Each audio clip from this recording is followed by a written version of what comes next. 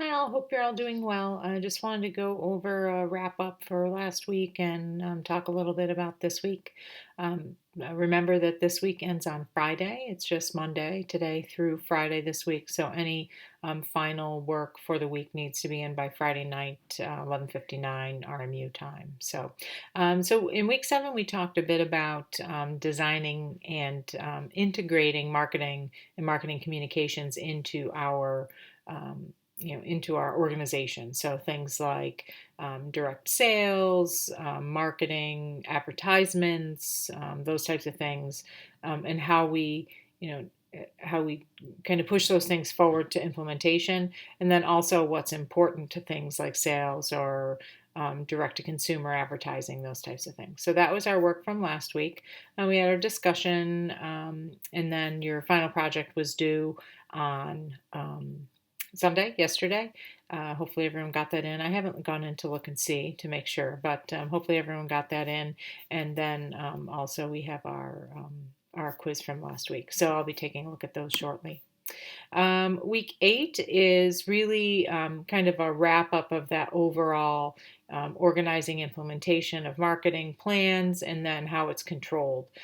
So think about marketing kind of is that plan, do, study, act cycle that we talk about in so many aspects of our business. Could be strategic planning, could be quality improvement, could be anywhere really, where we plan to do something, then we do it, and we look at the results, and then we make actions based on those results, tweaking our plans as needed.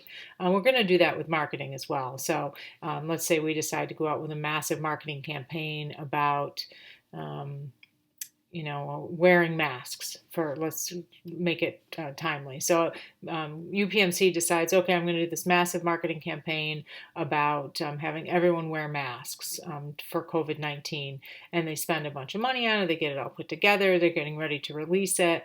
Billboards, print ads, television, radio advertisements. And then the governor says, okay, people don't have to wear masks anymore. So then they're going to have to double back, make changes to their plan moving forward, and perhaps tell people another way to stay safe as we hopefully start to traverse down the other side of this bell curve of illnesses and deaths. So that's, you constantly have to be monitoring and making changes to your plans as you move forward.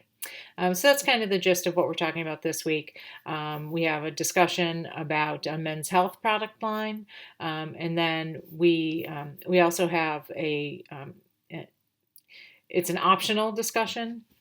It's not required for people to do, but it's a written discussion board, optional discussion, just to share some thoughts about the class, feedback about the class. And I take this and move it forward term after term as we teach this course, making changes to the course, adding things, removing things, that type of thing. So you'll also get a regular survey. I think you've already received them, surveys from RMU, but this is just for my own personal purposes to make changes in my teaching or in my class itself. And then you have the quiz and then obviously the ed puzzle. So let's hop over to our quiz questions from last week. So first question, communication effectiveness depends primarily on the content of the message. And as you go through the information in your textbook, it talks a lot about how to develop effective marketing communication. And it actually, on page 426 in the print copy, it talks about an 8-step, and this is talked about further back in this chapter as well, but it was kind of concise on page 426 in the summary. It talks about 8 steps to developing effective communication. So identifying target audience, determining objectives, designing the communication, selecting the channels, estimating the budget, et cetera, et cetera. So it's really less about the content of the message. Obviously, we want to have when we're number 3, designing the communication, that's important. But it's more about, are we getting it to the right people? What are our objectives? What types of media are we going to release this in? Just integrating it in with other aspects of communication from our organization. So our answer here was false. It's not dependent primarily on the content of the message. It's really dependent on so many other things. You could have the greatest message in the world, but if you're getting it out to the wrong people, then it's not going to be effective. Next question, very similar to the one that we just had. So developing effective marketing communication starts with knowing the product or service. No, not necessarily. You want to know enough about it to be dangerous. That's usually what folks will say. People that work in marketing and develop these types of things are not healthcare practitioners. They're not clinicians.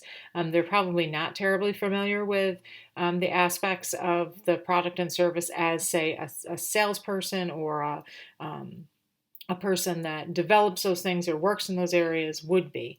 But it's really about working with people that know the product or service and crafting the appropriate communication to be released to the appropriate channel. So our answer here is false. Next question. The oldest form of direct marketing is the newspaper ad. This is also false. I sense a pattern here. This is also false. The oldest form of direct marketing is face-to-face sales. So back in the days before we had newspapers, people would go door to door and sell things. They would, go sell things in markets. They would sell that direct face-to-face sales tactic is the oldest form of that type of direct marketing. Next question. To solicit response or dialogue from specific customers, which modes of communication, that's a very well written question, isn't it? Which modes of communication should be chosen? So advertising, sales promotion, and personal selling are not necessarily, advertising is a one-way communication. Sales promotion is to entice people to buy. Personal selling could solicit some response, but that's not the focus of it. Direct marketing is really that ability to have that dialogue with your customer to gather that information. So direct marketing, directly, and actually I marked a page in here. It's using channels to deliver goods and services to customers without middlemen. So really that business to customer communication, where you could get some feedback from your customer. You could get responses on specific things directly from your customers. So in those cases, that direct marketing is the way you want to go. That's all I have. So that's it for our course. Actually, this is our last ed puzzle. If you have any questions on content for this week or anything from throughout the term, please feel free to reach out. I want to thank everyone for their patience this term. It's been difficult for everyone over the past 6-7 weeks or so. I commend everyone for getting through all of this. I know a lot of you are working full time through all of this, or working nearly full time, probably more hours than you were prior to doing this. Dealing with the quarantine and whatnot. So I commend you for pushing through and getting through to the end of this. As I've said a couple times, for those of you that are in other classes I'm in, at best things were difficult over the last several weeks, and much worse than that at other times. So good work. I'm glad that you continued and persevered through to the end of this term. If you're taking summer classes, they don't start up until a week from tomorrow. So normally summer classes will start right away on Saturday, but they've given us a little bit of a buffer, so they don't start until Tuesday. I think it's the 5th of May. Actually, let me bring up my calendar. They start on that Tuesday. Let's see. Tuesday. Yes, May 5th. So that will be the start of your summer term if you're doing classes in term 1 of the summer. If you're done, congrats. I think we do have some graduating seniors in this class, so congrats, and look forward to celebrating with all of you as soon as we're able to do so. But if you're still plugging along, not quite done yet, look forward to seeing you hopefully again in another class sometime soon. And again, if you're taking summer classes, May 5th is the start.